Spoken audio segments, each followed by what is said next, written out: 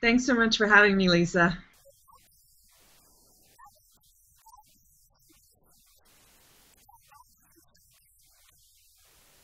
Great question, Lisa. I started blogging because I had just moved back from England. And when I was in England, tech was just getting started. Things like Skype and GPS, what they call sat navs over there, were just coming into being launched and being used. And a lot of people didn't know about them.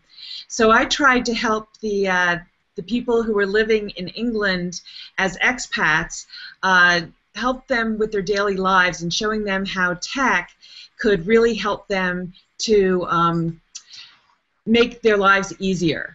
For example, a lot of people were running up huge international phone bills when they could do video calls for free, and they didn't know that. And so I started doing talks to people through the American Women's Club over there about how they could use tech to help them in their daily lives.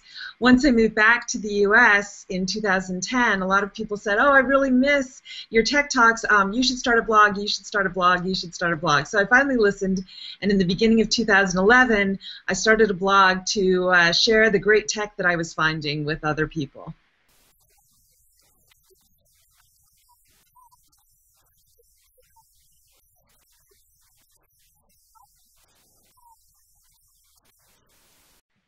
Yes, my audience really is international. My readership comes from over 200 different countries, and so I know what it's like to live outside the U.S. A lot of tech is initially launched in the U.S., and I know what it's like to live outside the U.S. and hear about this tech and be frustrated that I can't use it or I can't get to it yet, and so I do try to be mindful of that. I will cover U.S.-only tech so that people outside the U.S. can know, what's going to be coming to their shores. But I realize that, the U.S. is not the only place where we use tech, and sometimes tech comes from outside the U.S. as well.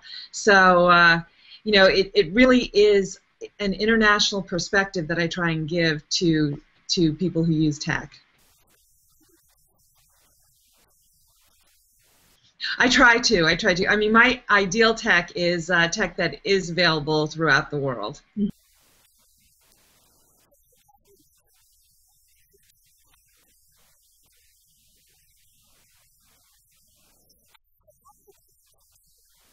Well, one of the things is I don't currently practice law. I am still a lawyer. I'm still fully licensed, but if I were trying to practice law and do all these things, I don't think it would work very well.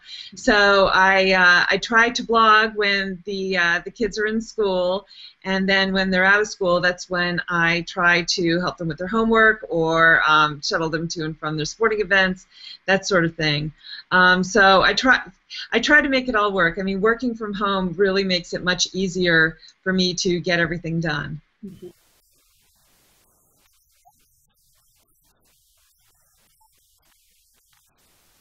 I would say try to make blogging work for you.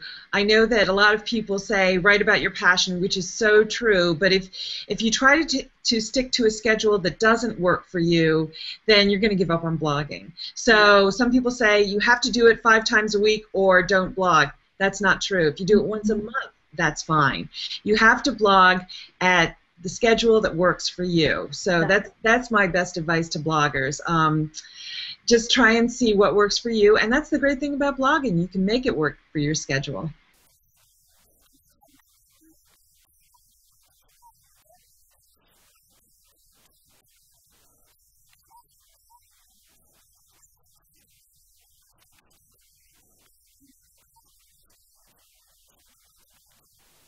Yeah, that's so true, because if you're writing 5 times a week and you don't have a whole lot to write about, then that's not going to be fun for you or your readers.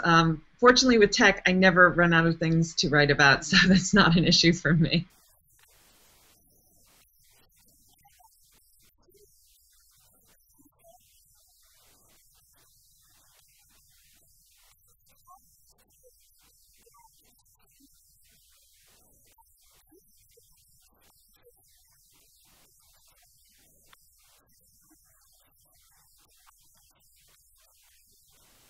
Well, I tried to find out which are the best social media sites for my readers? Where are they engaged? And so I try to be very active in those areas as well. And honestly, I try and be active on the social media sites I enjoy. For example, I get a lot of traffic from Pinterest. I can be very addicted to Pinterest at times. When I go over there, you know, it's easy to lose yourself. So I try to share my images from my articles over there, but I also share a whole lot of other images as well. And then I also a member of a group called Triber, where bloggers get together and we share each other's articles on social media. And so my Twitter followers number 3,000 now, but my reach on through Triber is about 30 million. It's a really effective way of getting the message out there about your blog.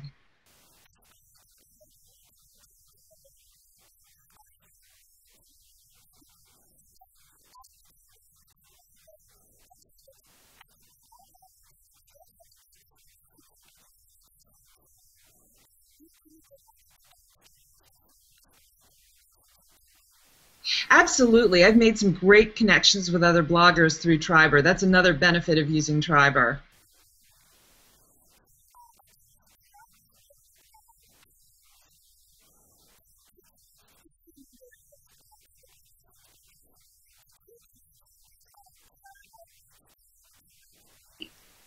Well, I really appreciate PR pitches because when PR pitches come to me with new tech, that to me is very exciting. I get to find out about the new tech. And so PR pitches that are most effective for me are the ones where people know about the subject of my blog. It's personal technology. So if you're pitching business tech to me, I'm not going to be very interested, but personal technology is what I write about. And so if you're telling me about new tech, that to me is exciting. I do want to hear about it, and I want to find out if it's something my readers would be interested in.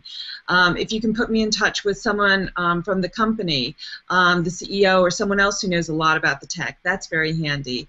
PR companies will send me devices to test, and so that gives me a much better way to review a new product if I can actually test a product and see if it's something that my readers would be interested in using themselves. So the more information that a PR person can give me based on what my audience would be interested in, the better.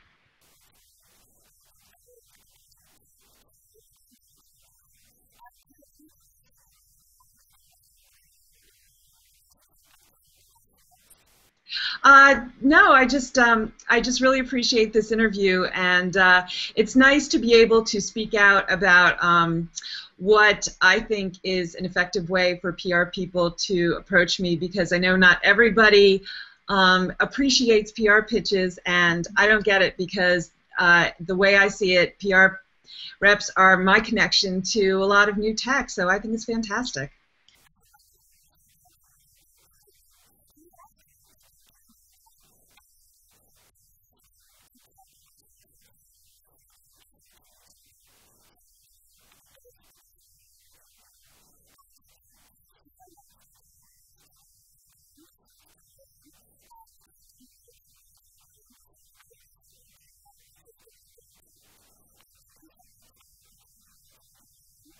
Thank you so much, Lisa.